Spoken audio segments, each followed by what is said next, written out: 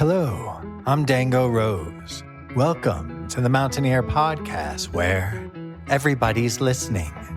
The Mountaineer brings you the latest news of the Peak-to-Peak region, in print, online, through our podcast, social media, and special publications. Now, listen in to the latest news of the area with our local journalists.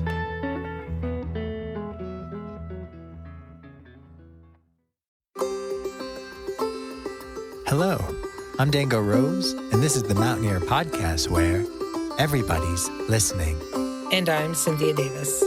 In this week's episode, Dango interviews Stephen LaFaiver, Executive Director of Teens Inc. He talks about the current programs Teens Inc. provides and the future of the nonprofit organization. We hear this week's music mentions from Jamie Lammers, and special correspondent Marianne Rosen will share a story on Taste of the Peaks with a feature focus on wild game. And for our final segment, we hear from the Cody Sisters, who will be playing at the Jamestown Mercantile on Friday, March 3rd. But first, some news from your neighborhood.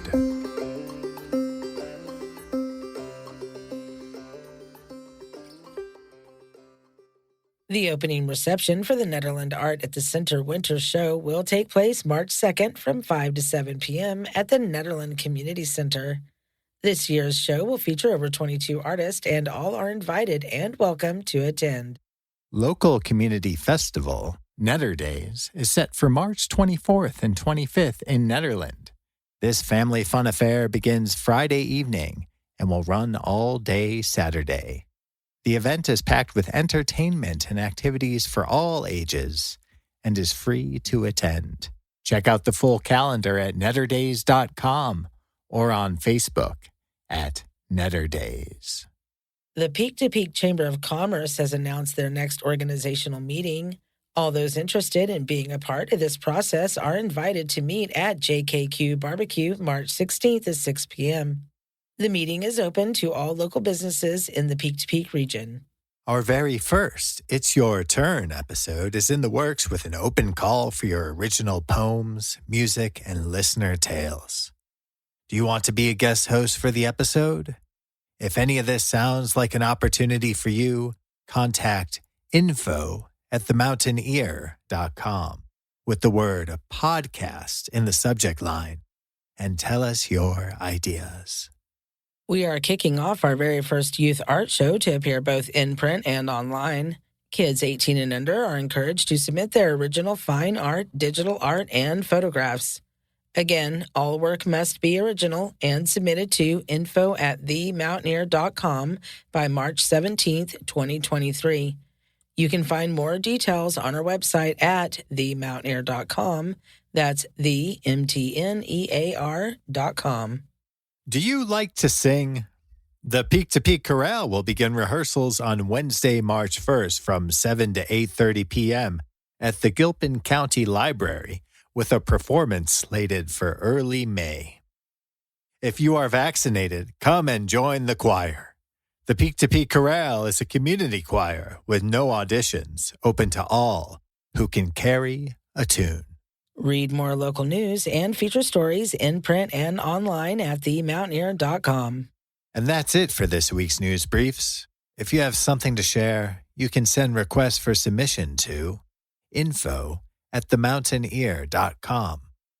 As long as it meets our community standards, we'll be sure to include it in a future episode.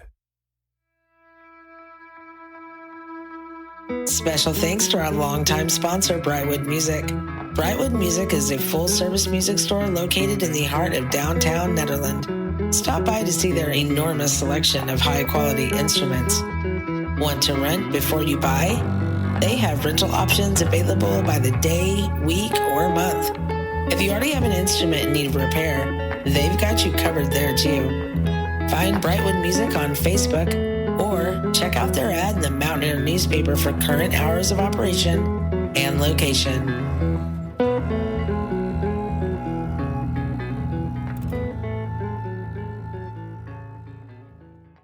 For our lead story, Dango talks to the executive director of Teens Inc., Stephen LaFaiver. Teens Inc. recently won 3 categories in the Mountaineers Best of edition, including Best Nonprofit.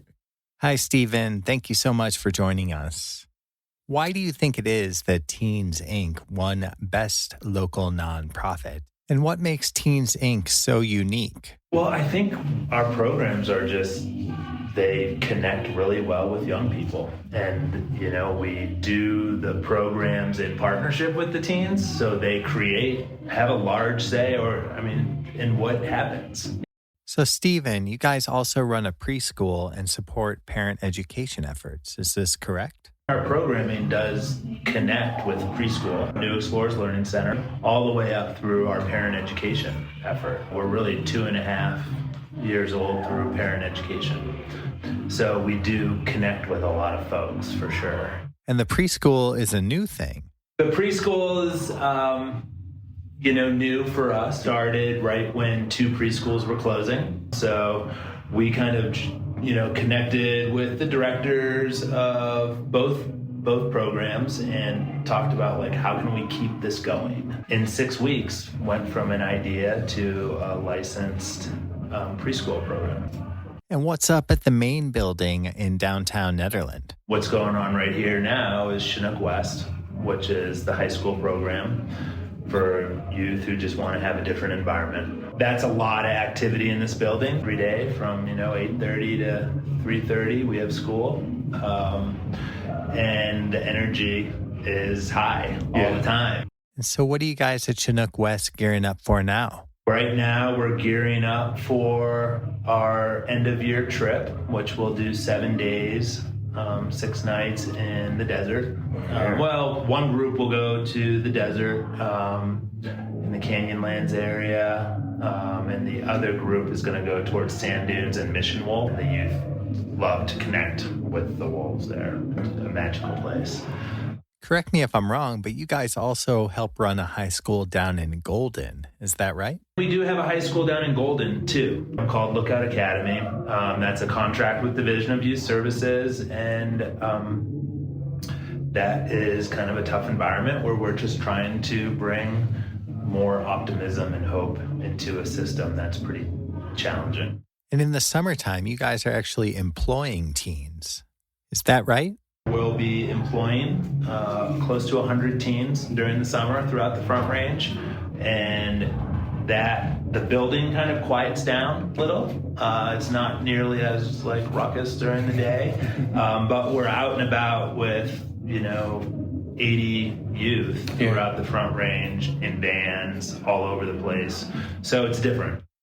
It brings together different communities, does it not? And they bring, urban youth together with rural youth in collaboration with Lincoln Hills and Gilpin County.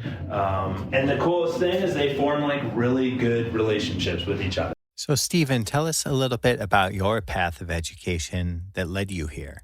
My path took a lot of different turns in college, and I went to 5 different undergrad schools and ended up at a very alternative school where I had say, be involved. I could get in a van and go on a trip. So that I think we've been able to take some of that stuff, and that's oftentimes our staff is in a similar boat. And in the summer, are your doors still open to teenagers either living in town or any that just happen to be traveling through?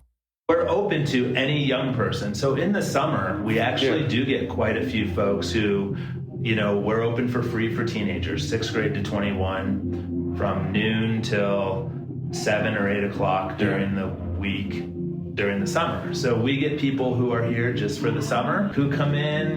We've had people from the summer or who live here in the summer from Oklahoma who their kids have done our outdoor leadership retreats and rock climbing programs in the summer. So we do connect with them. We don't turn anyone away.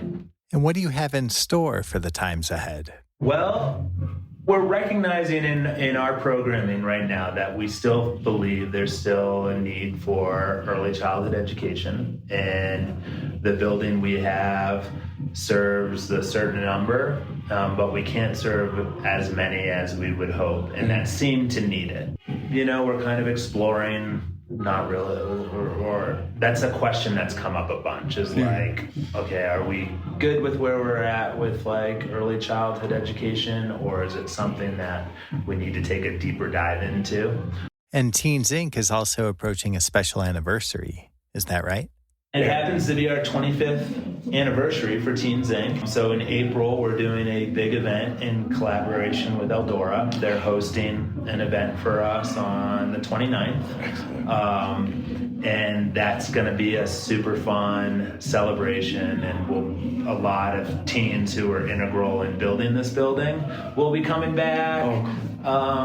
So we're working towards kind of that bigger event. Thank you so much, Stephen, for all that you and Teens Inc. do for the community. We look forward to celebrating 25 years with you at the end of April.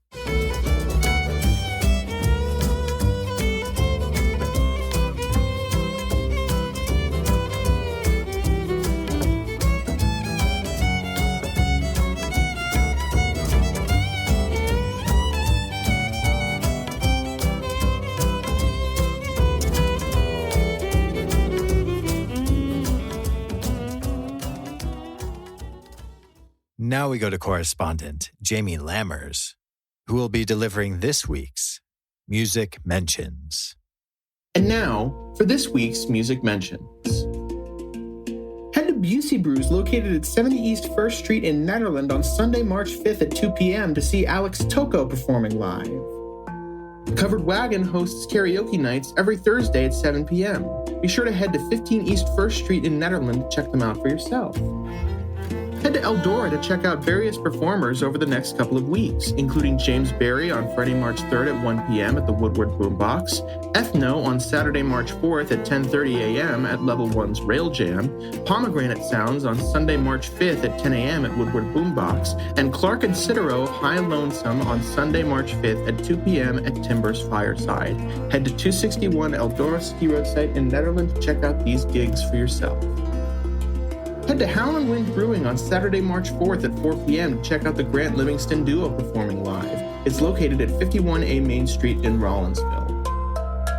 Head to Jamestown Mercantile on Thursday, March 2nd at 7 p.m. to see Fast Floyd performing live, and Friday, March 3rd at 7 p.m. to see Cody Sisters performing live. They're located at 108 Main Street in Jamestown. Knotted Root Brewing is honored to host Jazz Sundays with Black Dog and Friends every Sunday at 4 p.m. They are also hosting the Brewers Dozen featuring Kings of Prussia and Friends every Saturday through April 8th at 5 p.m. Head to 250 North Caribou Street in Netherland to check them out for yourself. The Millside Inn is honored to host their Open Jam once again every Saturday at 6 p.m. They're located at 44365 Highway 72 in Ward. Ned's Cafe hosts a Damn Jam every Thursday at 10 p.m. and a karaoke night every Sunday at 7 p.m. Head to 121 North Jefferson Street in Netherland to check them out for yourself. And finally, be sure to head to the Very Nice Brewing Company at 20 East Lakeview Drive number 112 in Netherland to check out an open mic on Thursday, March 2nd at 6 p.m., Mad Dog Blues on Friday, March 3rd at 6 p.m., Reservoir Fog on Saturday, March 4th at 5 p.m., and the CBDs on Sunday, March 5th at 4 p.m. Did we miss you, your venue, or your performance? Want to submit your music listing in the Peak to Peak area? Do you have updates to your business or to your performances? Please call 303-810-5409 or email info@themountaineer.com to be included in the next print edition or the next podcast of The Mountain Ear.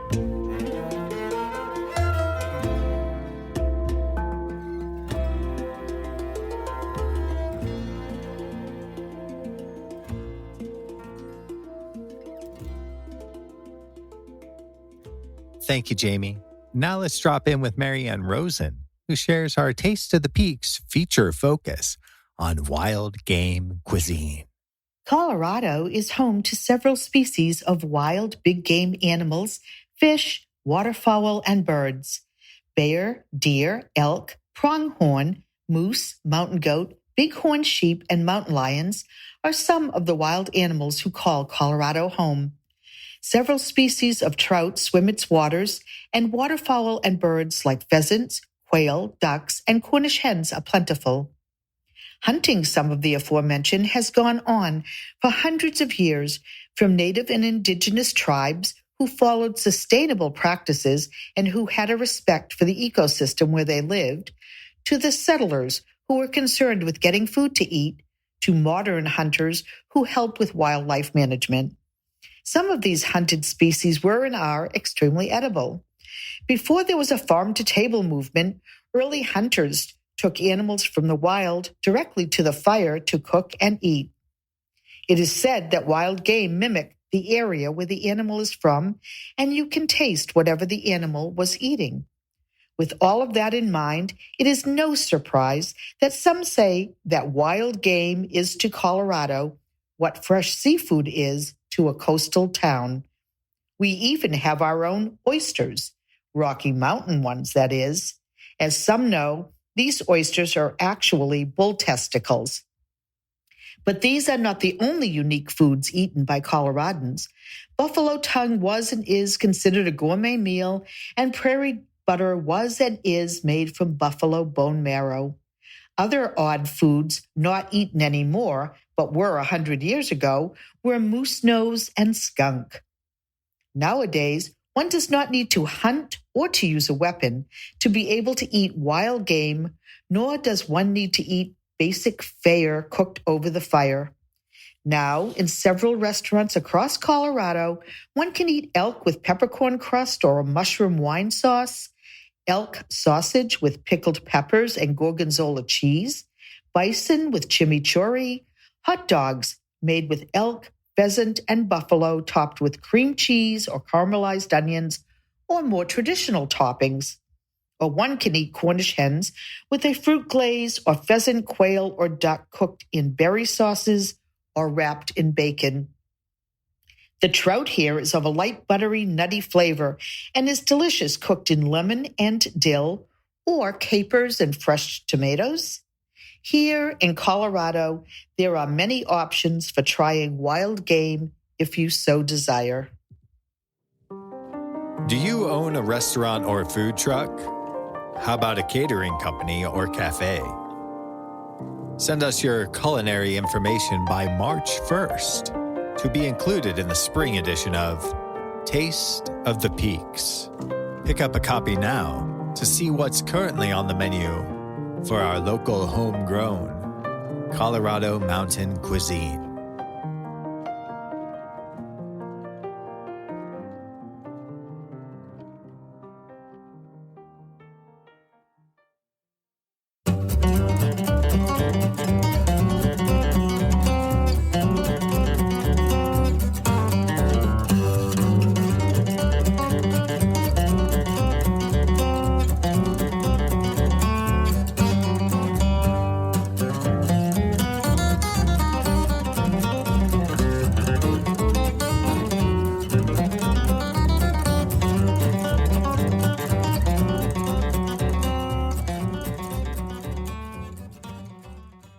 And that was a clip from the Cody Sisters, Utter Nonsense.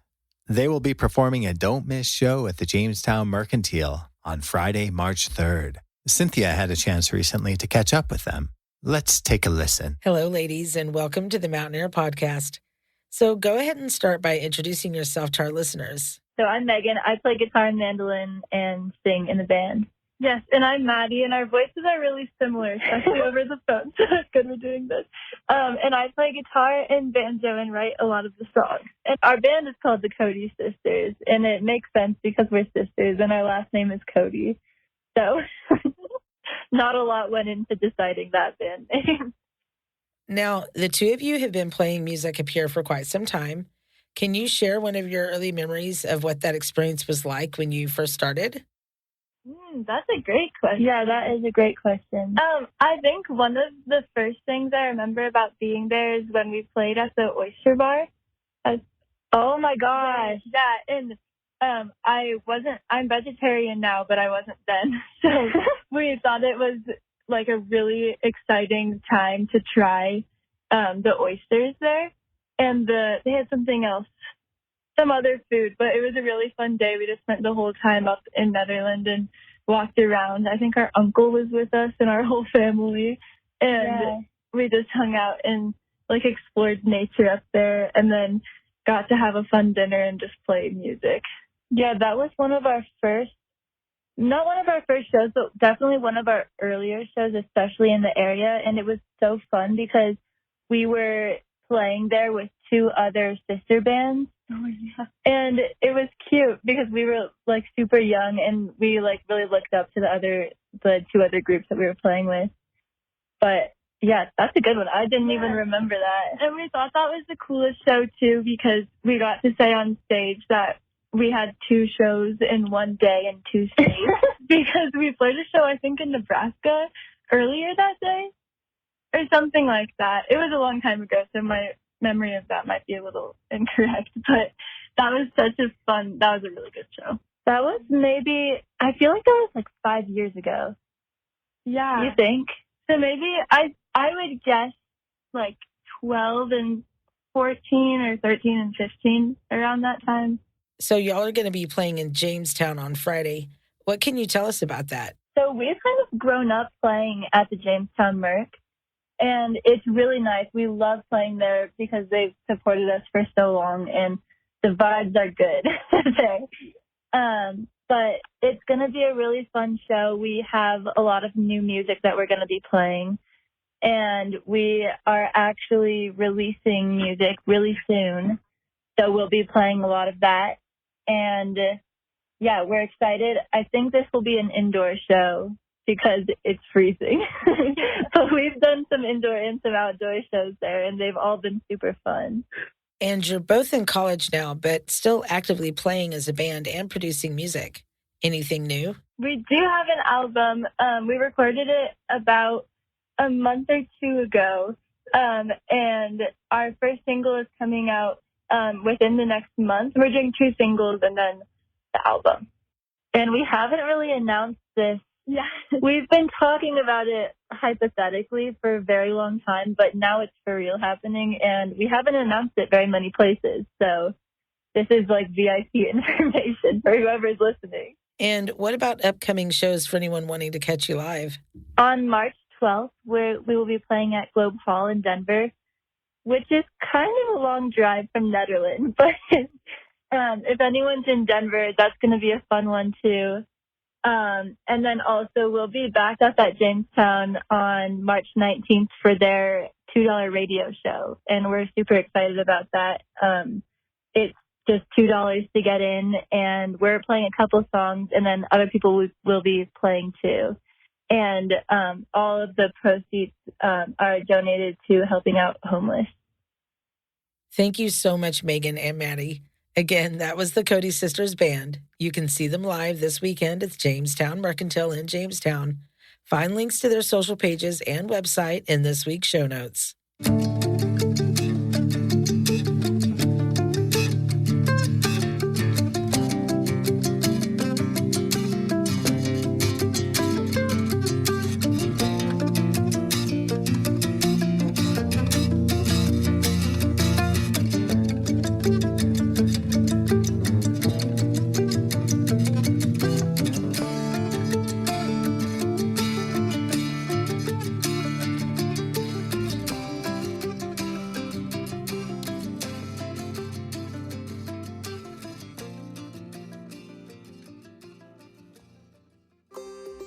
That concludes this week's episode of the Mountaineer Podcast, where everybody's listening. Visit our website at www.themountaineer.com to read more information about today's guests. Pick up a copy of this week's print edition of The Mountaineer at newsstands all across the Peak to Peak. I'm Dango Rose. And I'm Cynthia Davis. Until next time, thank you for listening.